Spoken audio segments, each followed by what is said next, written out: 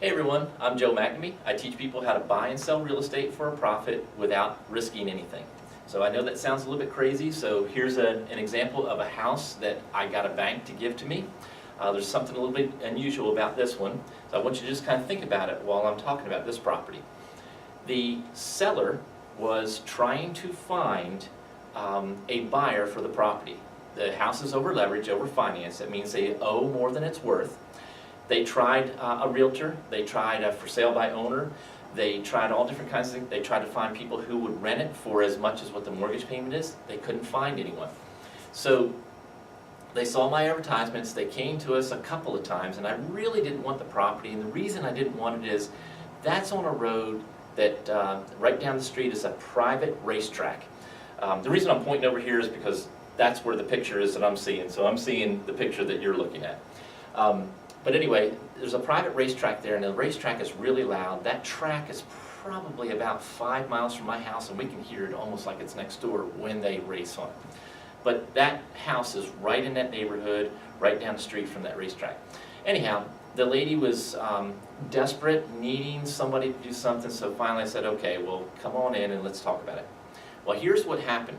When she came in, she owed way more than the house was worth, and she was behind, I think she was behind about 3 payments. So what's fixing to happen to the bank? They're about to get a property back, another foreclosed property, and it's behind on payments. So I told her the only way that I would get involved in this house is if she caught up those payments. Once she catches up the payments, I told her that I don't see any reason why I can't put someone in the house who can at least afford what your monthly payment is. So she said, well, okay, well, I'll do that. And I said, okay, well, then I need you to write the check now and take it to the bank, or you can give it to us. Matter of fact, that was on a weekend that I met her. Very unusual that I do that, but I do remember that. So I had her write the check out, and I took it to the bank and caught the payments up on it.